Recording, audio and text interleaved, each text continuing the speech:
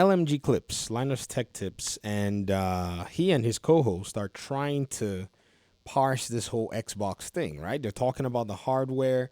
Linus even talks about the fact that he just received an Asus Xbox Ally X, and it's literally sitting on the desk right there. It just came in an hour. He hadn't tested it, and they were talking about a few things. Now, what's really interesting in this conversation is the co-host had some arguments that he claims are, he said they're annoying against Xbox's Game Pass.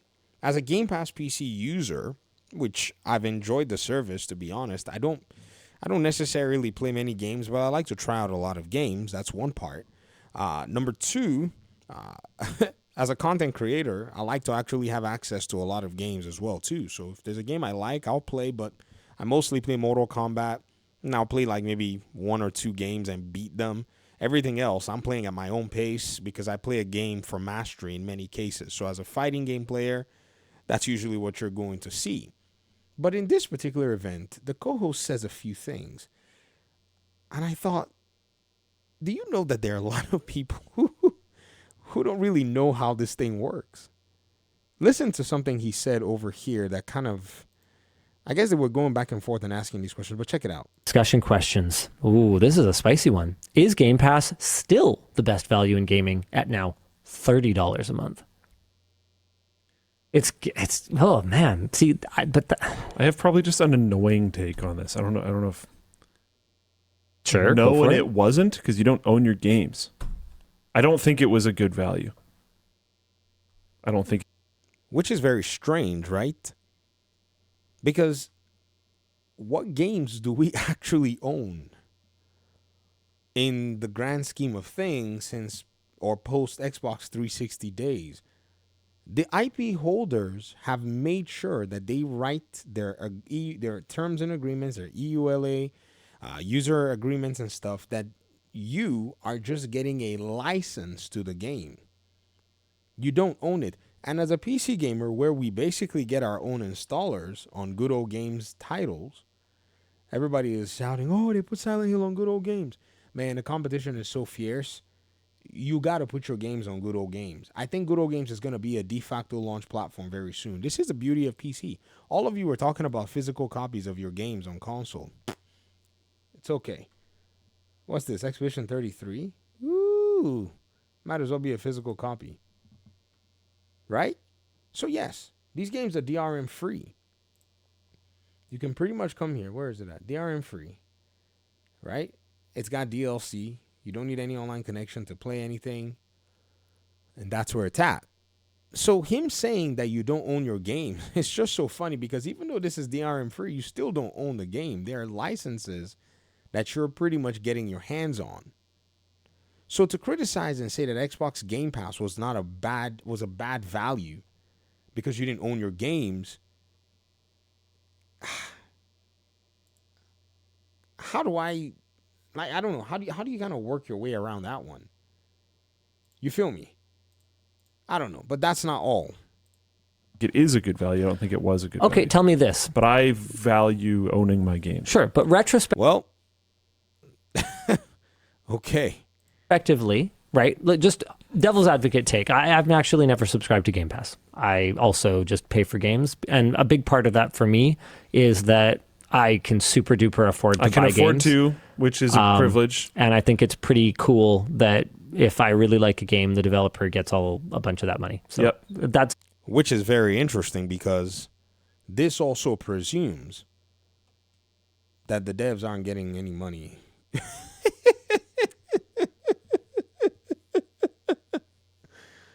Or maybe that's not what they're saying. Maybe I'm just reading this thing wrong. You know what? Let me keep listening because, okay.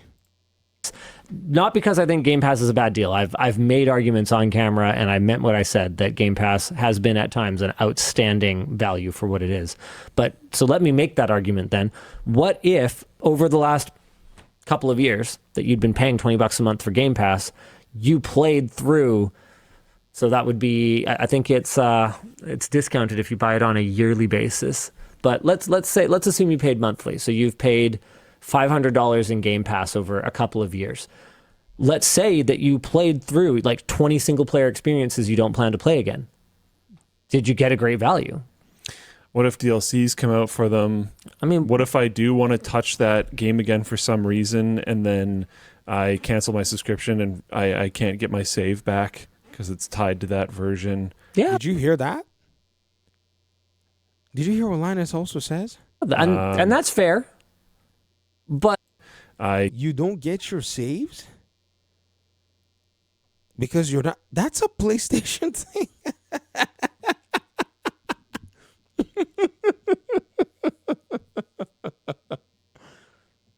Xbox is the unpopular brand not because its gaming service is not good.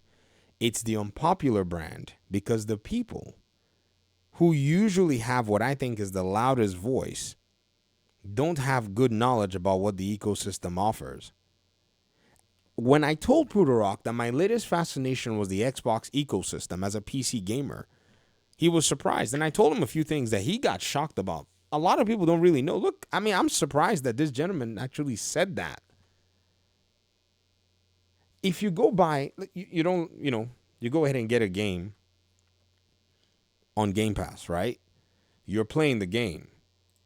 And then your subscription lapses. You don't want to pay for the subscription anymore. DLC, whatever it is. The game saves are going to work exactly the same way. I don't seem to understand what that gentleman was actually alluding to here. That just is shocking to me. Cancel my subscription and I can't get my save back because it's tied to that version. yeah, and that's fair. But Your saves are all in the cloud. What? what if also? What if I do want to play one of those games again? Like it's a very specific what if Sure. to say that you played a very, very large amount of games and never want to play any of them again. That's fair. That that's might fair. be Okay. That's many people. I don't think I have gone back to many games. Already, I will beat the ones I want to beat. But there are there's a handful that I want to go back to. Do you know what the solution for that Linus Tech Tip dude is? You just buy them. And you even have a benefit to save money on the front end and then buy them later on if you choose to want to go down to playing those games. And you can buy them when they've already been severely discounted years down the road, if that's what you choose. Or you buy them full price. And your money still evens out when you play other games that you like, but you wouldn't want to go back to ever again. Isn't this common sense? Why does everybody pretend like we never had Blockbuster and we never loved it? All the people, and I'm not talking about this guy, but this sentiment goes around the internet. And majority of those people use things like Blockbuster, but all of a sudden they become too bougie when they hear that people are actually renting or subscribing to get games. It's highly disingenuous. Be an archetype of gamer for sure. I'm certain someone watching this perfectly fits in that category. Or what if you're someone who in the past wasted a lot of money buying games, playing them for 3 to 5 hours, and then realizing they don't actually care about them that much, and it allowed you to be just drift around from game to game and not worry about the extra financial. I'm that guy. That's me. What was that game that I bought from Capcom where the performance was crap? This one right here, Dragon's Dogma 2. What's that game I bought from EA where the performance was crap? It was Jedi Survivor. I bought it on the EA app. What was that game I bought from Game Science? Black Myth Wukong. Performance crud. I'm not interested in giving these developers money anymore after all of that. Couldn't play those games because of latency, performance issues. Why should I deal with a subpar experience when I gave you money? And so, yeah.